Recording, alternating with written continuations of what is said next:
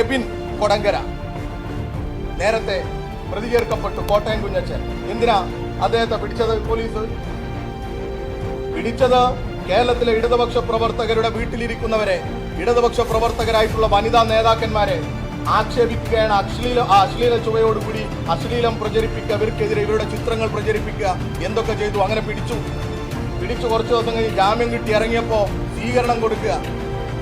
നേരത്തെ ആന്റണിയുടെ മകൻ ഇരുന്ന പോസ്റ്റിൽ ഇപ്പൊ ഇരിക്കുന്ന കക്ഷി കൂടെ ഇരുന്ന് ഞങ്ങൾ ചേർത്ത് നിർത്തുമെന്ന് പറഞ്ഞ് പരസ്യമായി പോസ്റ്റ് ഇടുക. നേതൃത്വമാകെ കോട്ടയം കുഞ്ഞച്ചന്മാരാണ്.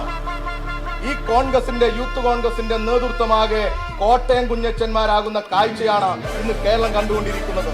എന്തും പറയുക, എന്തും ചെയ്യുക എന്നുള്ളതാ ഇവരുടെ രീതി. തെരഞ്ഞെടുപ്പ് ജയിക്കാൻ വേണ്ടി എന്ത് അശ്ലീലവും ഇവർ പറയും, എന്ത് വർഗീയതയും പറയും, എന്ത് നിലപാടും സ്വീകരിക്കും. അതിനെതിരെ ഈ കേരളത്തിന്റെ മനസാക്ഷി ഉണരണം എന്ന് തന്നെയാണ് ഞങ്ങൾക്ക് പറയാനുള്ളത്. പിന്നീട് ഈ എബിൻ കൊടങ്കരയെ പിടിച്ചിട്ട് ഇപ്പൊ KSUവിന്റെ ജില്ലാ സെക്രട്ടറി ആക്കി കൂടി ഇപ്പൊ കിട്ടി. ഇവരെ പ്രൊമോഷൻ കൊടുക്കുക.